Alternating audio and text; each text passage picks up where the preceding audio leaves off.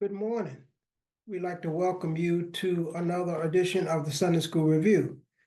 This week's Sunday School lesson is entitled Abram Builds an Altar at Mambre.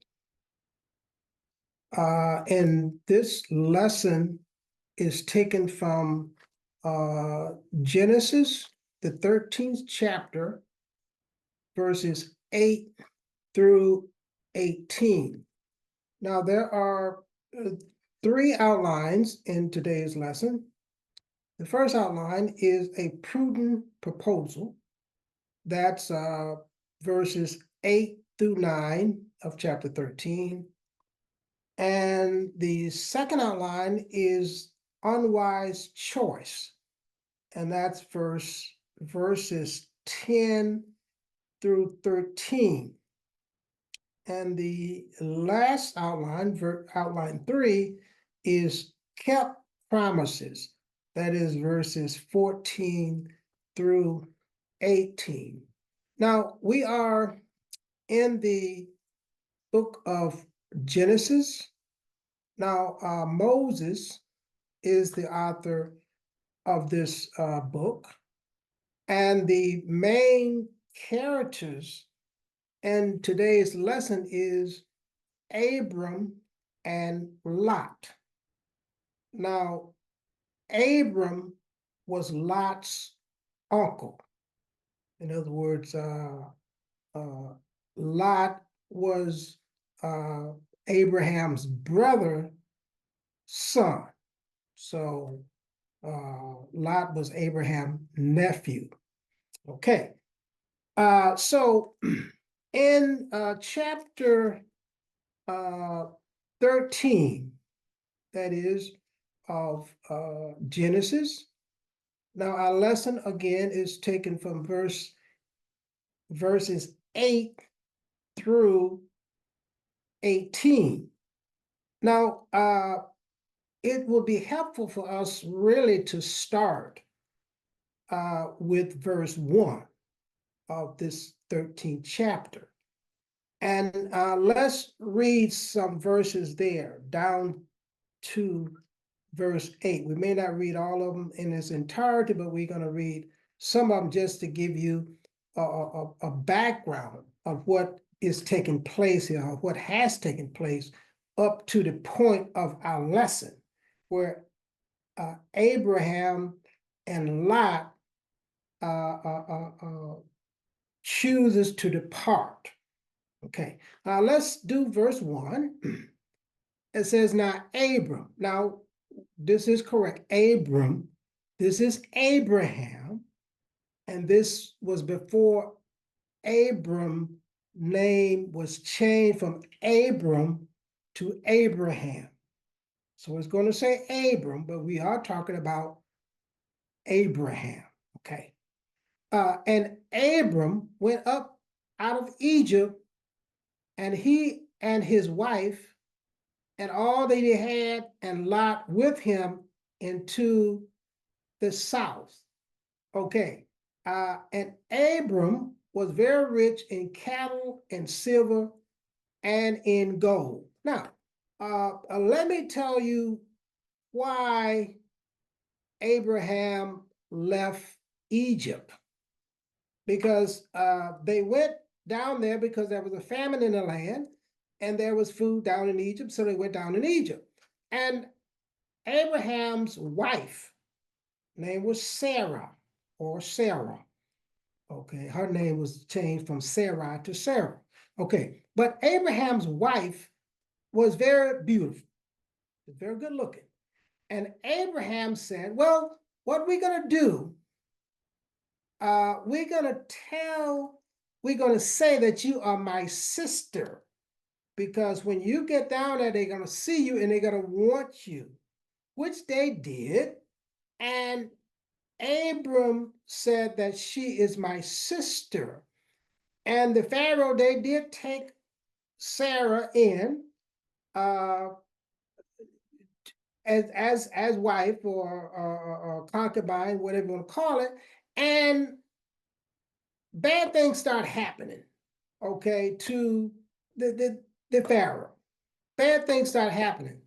And it was found out, it was determined that Sarah was not Abraham's sister as they claimed, but his wife. And the Pharaoh said, you have brought this, what have you done? What have you done? All this evil and plagues is coming upon us. And it's because of the lie that you told. And they forced them out. But now the Pharaoh was good to Abram because they thought, well, that's your brother, so I'm going to do good by him. And as a result, they became wealthy. And that's how they accumulated all of this wealth. And it says, and Abraham went out of Egypt, he and his wife, so they put him out, basically. They put him out. So you leave. Take your wife and leave. That's where verse 1 come in. He and his wife and all that they had. So they was able to take everything with them when they left. Okay.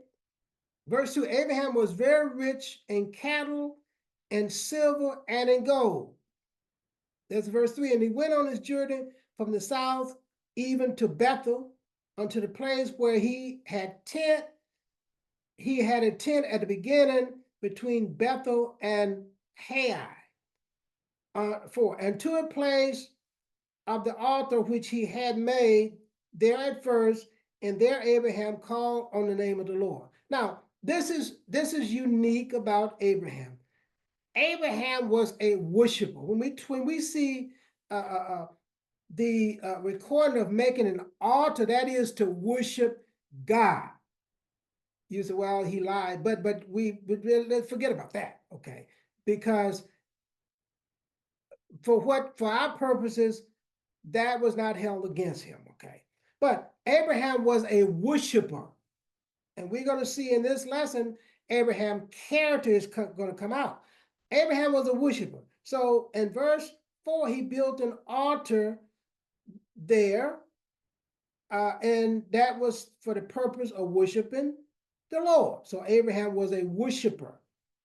And we know Abraham was a man of faith because he believed God.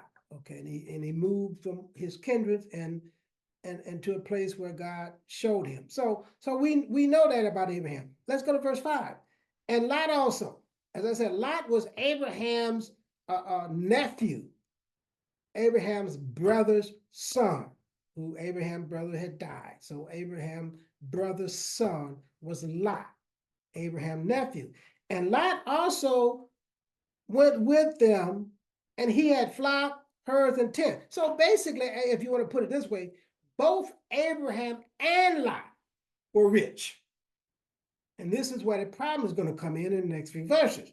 They was both rich and cattle, and well, flock and herds and tent. They were both rich. Now let's go to verse 6. And when the land went away, and the land was not able to bear them, that they might dwell together, for their substance was great. So basically, that's what I said.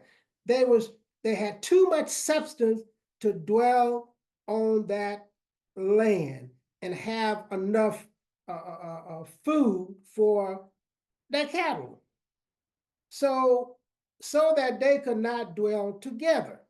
And here's verse 7. Here's where the problem come in, the strife. And there was strife between the herdsmen of Abraham cattle and the herdsmen of Lot cattle, and the Canaanite and the Perizzites dwell then in the land.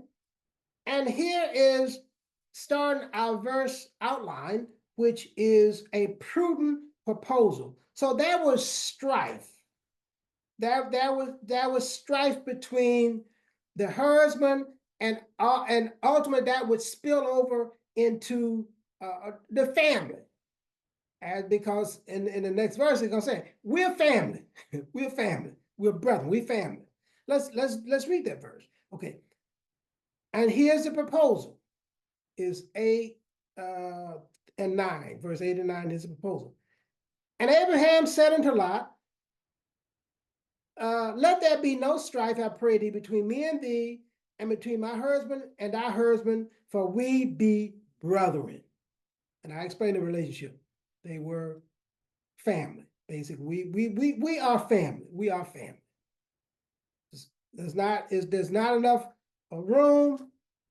Let's not have strife between our family and husband. Let's live together in peace. And this is one aspect of Abraham's character we see right here. Abraham's character was a lover of peace. He was a man of peace, a man of integrity. Let's not be quarreling. Let's not be no strife between us. We're brethren. We're family. Okay, let's go to verse 9, which is part of the proposal.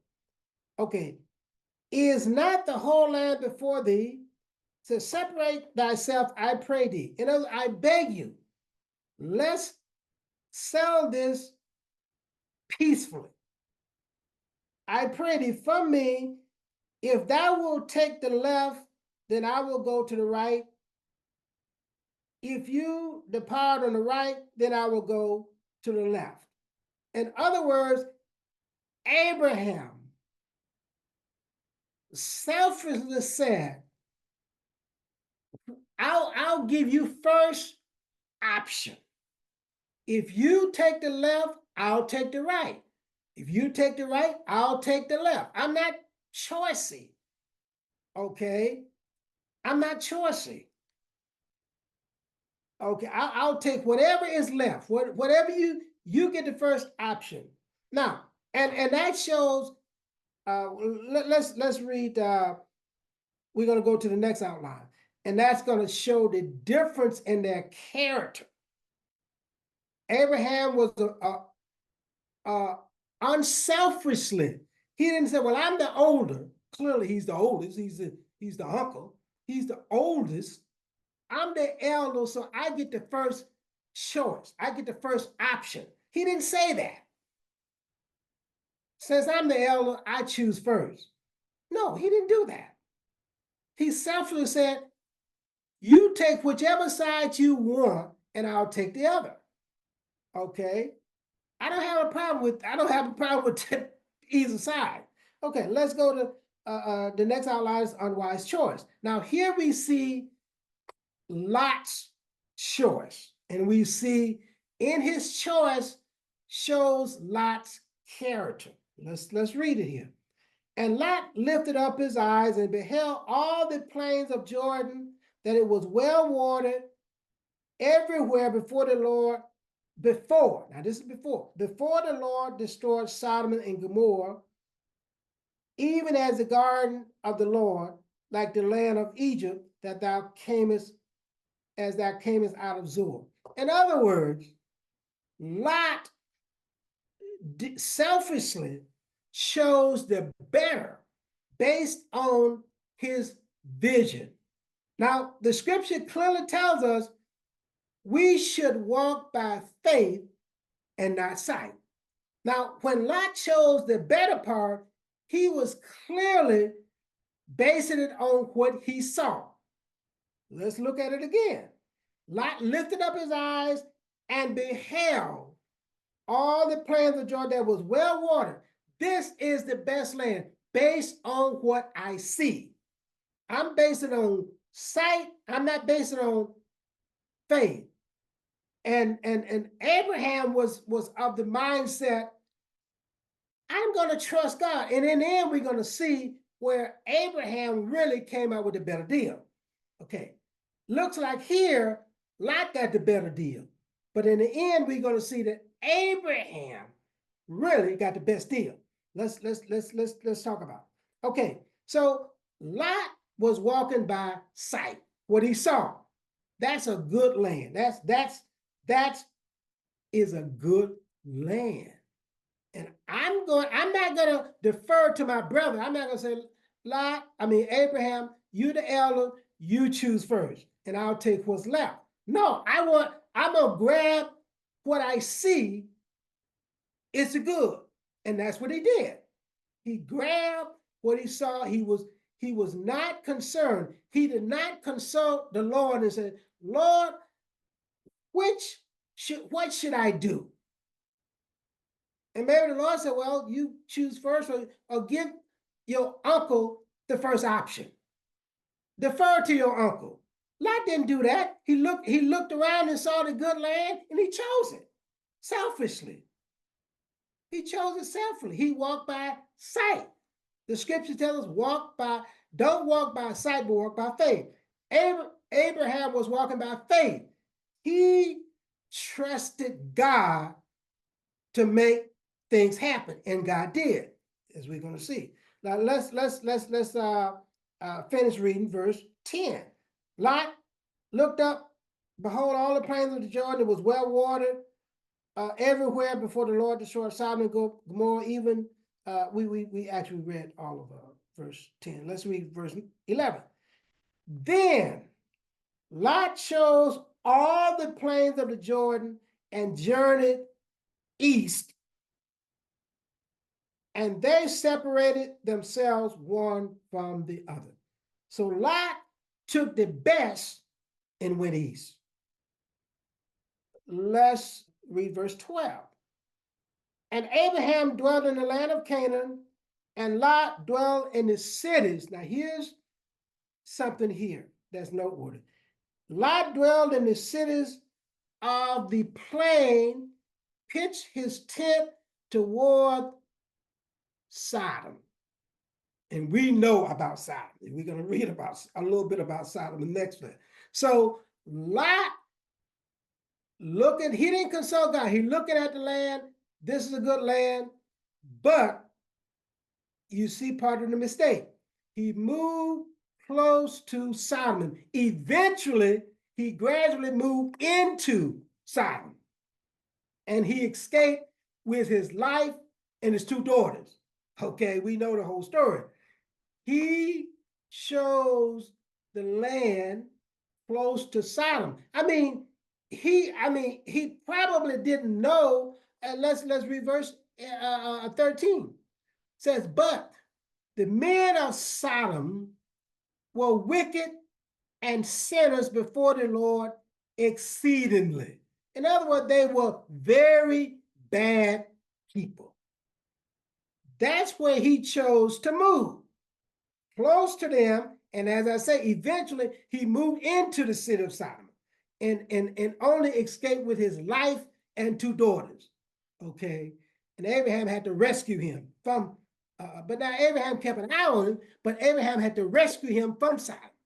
So the second outline says an unwise choice.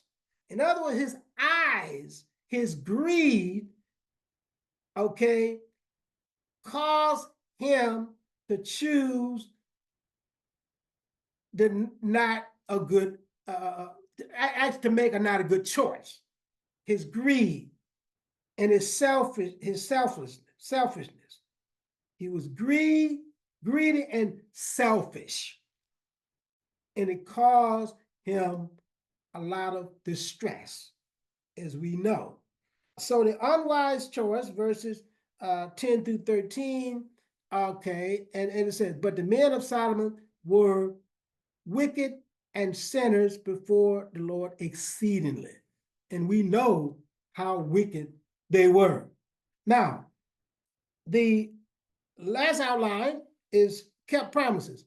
Okay, now, after they departed, this is after they departed, after Lot and Abraham separated, went their different ways, separate ways, okay? And the Lord again spoke to Abraham, or Abram. The Lord again spoke to Abram. Okay, let's read verse 14. And the Lord said unto Abram, after that Lot was separated from him, as I said, after they had decided, Lot chose the better based on his his view, what he saw, or what he thought was best, he chose the land close to Sodom. And after they had separated, verse 14, the Lord spoke after Lot was separated, lift up thine eyes. This is the Lord speaking to Abram. Lift up your eyes and look from the place whereof thou art, northward, southward, eastward, and westward. In other words, look all around. And it's reported that when he was up on a high plain, a high mountain, and he was able, like I said, it wasn't smog like it is today.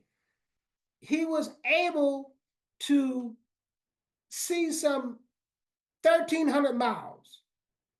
Okay, 1,300 miles, 6 miles in either way. Now, there are some points in the United States that you can go, and I don't know if it's in Chicago. I think Sears Towers was where you can go up into, used to be, you go up into a tower and you can see several states. So you can see into several states. You know, you see a long ways.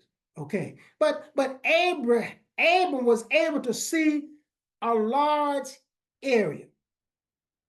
He looked northward. Let's read northward, southward, eastward, and westward, and he was able to view a very large area. Okay, and he said, this is verse that was verse 14. Let's go to verse 15. And this is what the Lord said: for all the land which thou seest, some 66 miles, all the land that you see, to thee I will give it, and to thy seed forever. Now, at this point, Abraham had no children. Now he was 75 and his wife was 65, but Abraham had no children. But he said, I'm going to give it to thee and to thy seed forever. And as I said, Abraham believed God. Abraham was a man of faith, a man of belief. Okay, verse 16. I will make thy seed as the dust of the earth. As he was childless, no children. So that if a man can number the dust of the earth, then shall thy seed be numbered. In other words, that was a miracle of faith. It took faith. Abraham believed that. That's why he's called the father of faith, because Abraham trusted God. Abraham believed God. And Abraham's belief was counted unto him as righteous, for righteous, because he believed God. It was counted or imputed unto him as righteous. Okay, now let's go to verse 17. This is God speaking to Abraham. Arise, walk through the land to the length of it, to the breadth of it, and I will give it to thee. Now, when he said walk the land, basically, now, he couldn't walk no 1,300 miles, right? Okay. Couldn't walk no 1,300 miles. But this is symbolically. In other words, this entire land, in other words, it was symbolic. He didn't physically walk all of the land, set foot on every square inch of the land. But this is symbolically, okay? All this land, I'm going to give it to you. Now, if he would have, it still would have been true. But he said, walk through the land, the length of it, the breadth of it, I will give it to thee. The fact that he's saying this is symbolically, it's not almost physically possible to do all that, but that's God's promise to him, and Abraham believed that. Again, as I said, Abraham was childless at this point here. Now, verse 18, then Abraham removed his tent and came and dwelt in the plains of Mamre, which is in Haram, and built there an altar unto the Lord. As I said, Abraham built altars to worship God.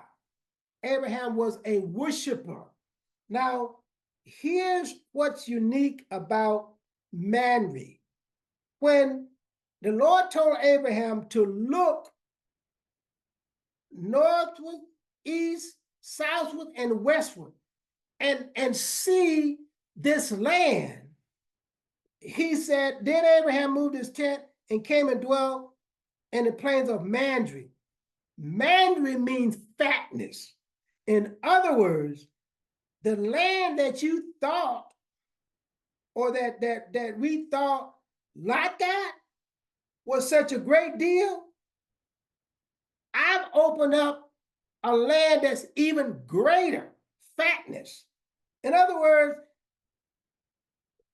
Lot didn't get the better deal because, first of all, Abraham, when he moved his tent to Mamre, it was closer to people of like mind as he were, not the wicked people of Sodom. So the deal is, here's a good land that's even just as good or greater than the land that Lot got. And what did it end up happening to Lot?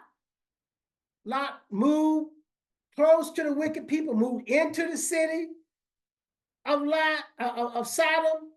The cities, not only Sodom and Gomorrah, and there were, I think, 3 or 4 other cities that was destroyed. I think it was 5 cities in there. Only one was not destroyed. But the land where Lot moved to eventually got destroyed.